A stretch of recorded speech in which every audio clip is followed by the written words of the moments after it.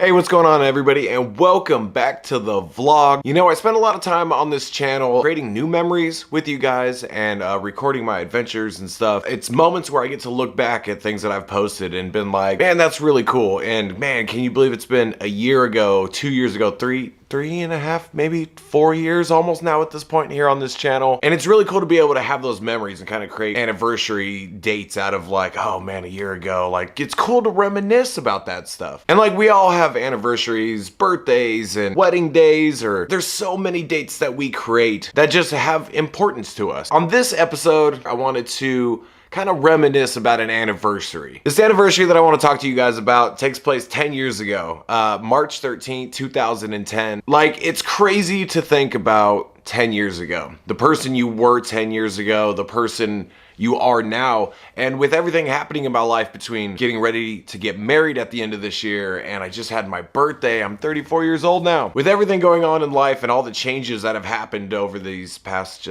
few months specifically, it's kind of really had me reminiscing about different times in my life and the things that we have to go through to be able to get to where we are today. 10 years ago, I was a completely different person.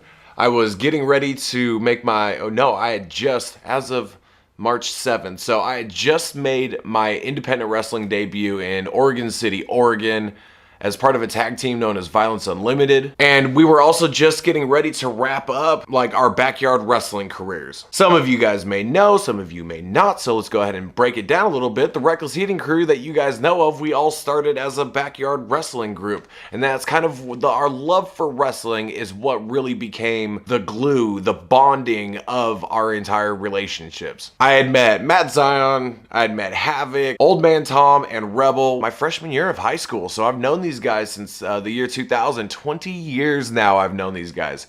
Hi. Like, that's a long ass time. 20 years is a long time. And I'm really happy to have these guys still in my life today. And we've kind of all grown and evolved together to just go from kind of like one different project to another. We started out as HBW. It was kind of a play off of everything back in the day, late 90s, early 2000s. Everything was like hardcore backyard wrestling. Matt and Tom had then ended up calling their little group HBW, but it was horrible backyard wrestling opposed to hardcore backyard wrestling. And really, we were horrible. We were 13, 14, 15 years old, jumping around on like old mattresses. And from 2000 to 2005, we spent with HBW in Matt's parents' backyard. They just had this big, open, beautiful space that they let us go and destroy their grass. We just had a damn good time. Then come in 2005 and things were starting to change in my life. And as a group, I ended up taking the idea of what we were already doing and just moved it to the house that I was living at. We ended up building our very own ring. Like, we built a homemade ring that only lasted a few months. It cost us way too much money and way too much time for it to only last a few months, but then it just kind of slowly started falling apart on us. Then we went up and bought a real wrestling ring, like an 80s style boxing turned into a wrestling ring. It was hard, it was miserable, but we ended up doing this.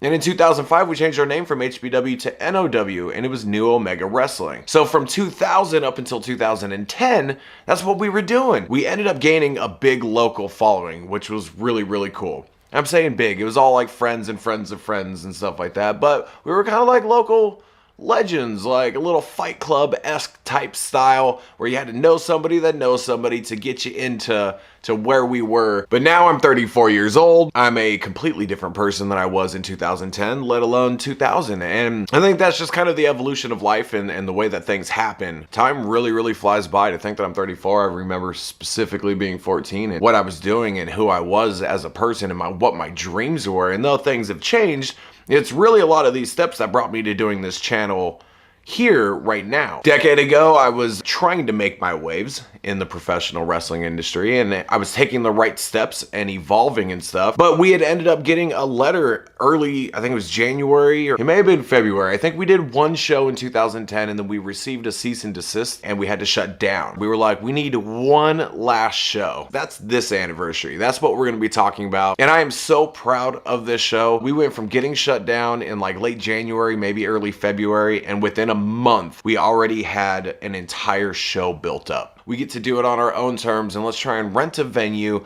so we can set up in a building. We'll get the permits, we'll get the insurance, we'll get the licensing, we'll get whatever we needed to get. We were like, how do we take what we did in the backyard and put it into a venue and have one last goodbye? We were only supposed to have, I think, 175 people or 150 people or something like that. And we ended up selling, I think, like 210 or 215 tickets. Like, we knew we were maxing out this venue. There was the flyer for the show right there. 6 matches lined up for this show. I will never forget when someone grabbed a picture. It might have been my sister or something like that. Someone took a picture from outside the venue, and there was a line from the doors that we had closed, lined up all the way out. It went outside the building, down the ramp, hit the sidewalk, made a hard left, and then just went up the street. That was for us. I remember when we set it up, our ropes were loose. Our microphone was giving us terrible feedback. And what sucks, like, it's not anything that we know at the time. And everything is in like standard definition. I think maybe 720 was hot at the moment. You're talking 2010, probably running 2007 cameras or 6 cameras or something. All the footage going back looks so dated and looks so old and stuff. And everything you guys see, I'm going to convert it into like a 1080 format. Like, it looks bad now. It was cool at the time, but the lights that they had up in the venue were fucking up the camera. So the autofocus is trying to figure out, things are blurry and shit, but like, you'll be able to get the point. Now, if you guys enjoy this video at all, let me know in the comments down below, because there are things that we could talk about and I could dig definitely more into this. But I want to go back and watch.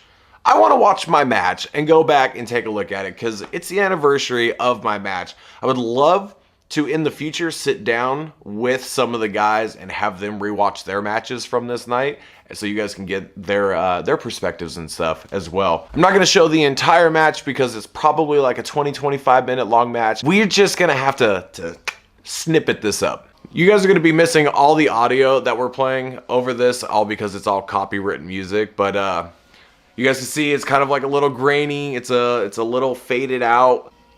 Oh, I missed my mask. My mask was awesome. I enjoyed that gear as well. I had such long hair. Guys, I had hair. What? It was cool though. Like, my mom and dad are sitting right there. My grandmother. We had family, friends, like, none of my family really came out to watch most of my shows and stuff, so to have them there, like, it was really special at that point. And then to be stepping into the ring with my best friend also made it even more special. Oh, the crowd was so into it though. We've never like had so much interaction, and then the acoustics inside that building was awesome.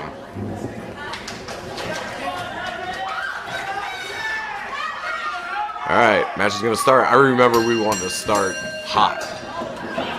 I'm talking shit to the people in the crowd. He comes up and hits me from behind.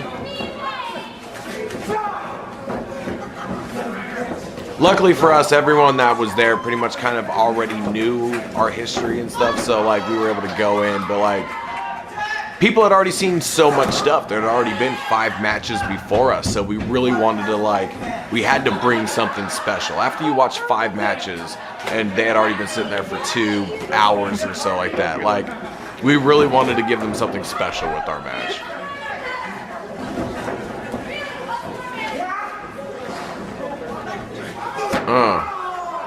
Nice little hip toss. This is just the opening spot, and I remember I was like, okay, what do we do? Havoc's to the outside, and I was like, I gotta dive. That's it. I'm gonna jump right to the floor. Nice little senton. That was good, and everyone popped for it. Everyone was having a good time. When I went down, I landed on my ankle immediately, and I was like, fuck, please do not be broken. Please do not be broken. I was in a shit ton of pain at that point though. You can see Matt Zion in the corner over there, and it's kind of cool that through the progression of my matches, everyone was kind of getting dried off and put their clothes on and stuff. All the boys came out from the back and started watching our match, and that was really special. So in the backyard, we were all in dirt and grass and stuff like that, and we've done this spot a few times. Oh! But in the dirt, those chairs don't move, so when you land on those chairs, they just, and they kind of stop you, and they take that impact of me giving them the move on there. On the floors, it's like as soon as you touch them, they just went, whoop. Nope.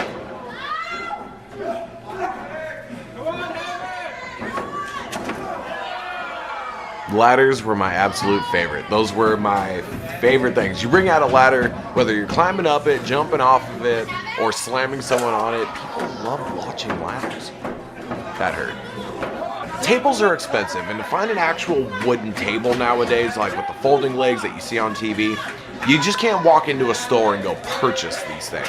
So we wanted to tease this little spot, and these were our makeshift tables. You open up 2 chairs, you set the ladder on top of it, and then that creates kind of like a table surface, right? Oh, they were really behind him. They wanted him to... Teased it. I stole this RVD spot coming up here real quick. Hip toss into the DDT.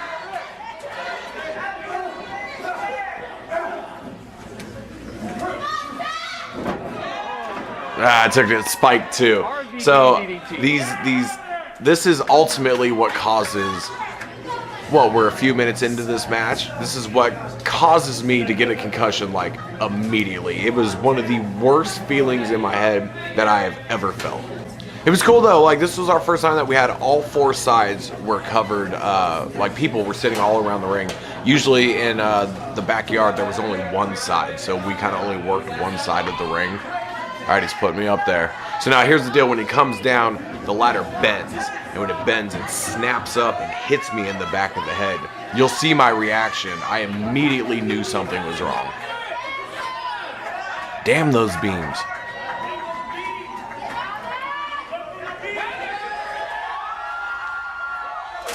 Oh.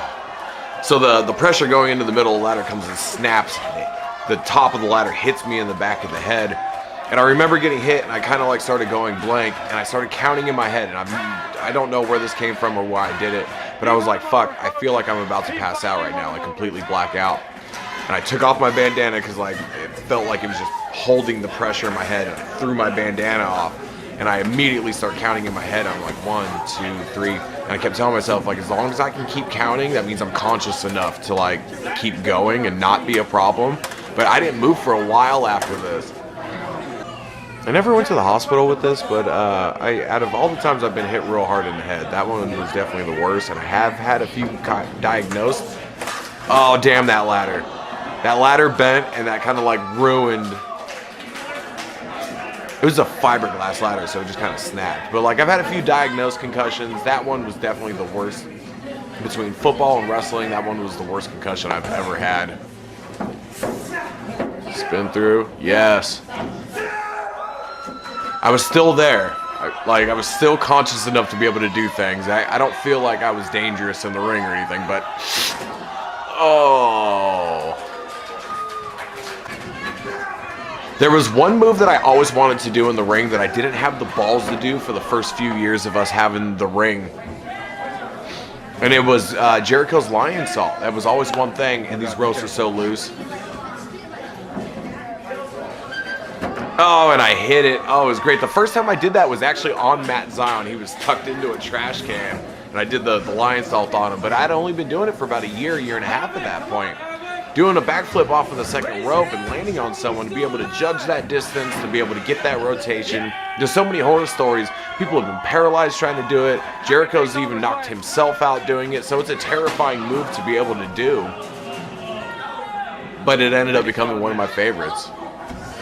So in my first match with Mike back in HBW 2000, I ended up doing this dive off the top rope, and for some reason put my arms to my side, and Matt called it on the spot. He called it the dildo bomb. And ever since then, that's what I always did. I kept it, I hung on to it, and it's just like, it's a stupid splash, like off the top, but you kind of just go out straight and put your arms to your side. Thanks, Matt. Alright, so now, this begins the setup to the ending. We had sat around and we kind of discussed, like, what's something crazy that we can do? What's something stupid that we can do?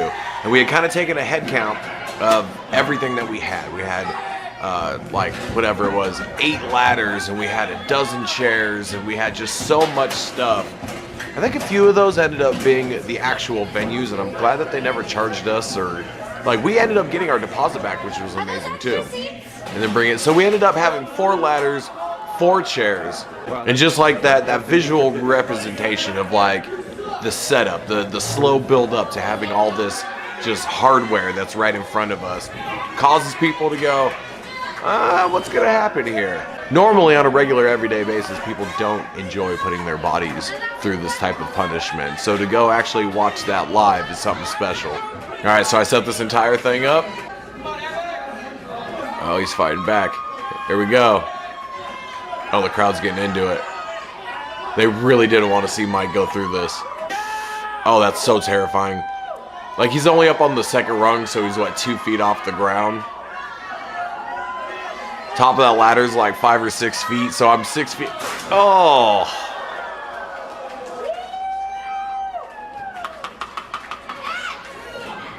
I remember he dropped my shoulders, like, right on the side of one of those ladders. Oh, that was rough. And that was it. That reaction right there. That was like the perfect ending to that. I just beat the shit out of him. I set up this mass thing, and then to have him hit me with my own move through that ladder construction setup, and to be able to have those people go, oh shit, like, it was cool, man. It made us feel like we had them hook, line, and sinker, and like they got to enjoy that experience. I can't believe that was 10 years ago today. I remember so much of that match. Which it's been years since I've even watched this, so to be able to remember so much, like, that was really cool, man. That was supposed to be like our final hurrah. That was our last show that we had put together. That match was absolutely wild.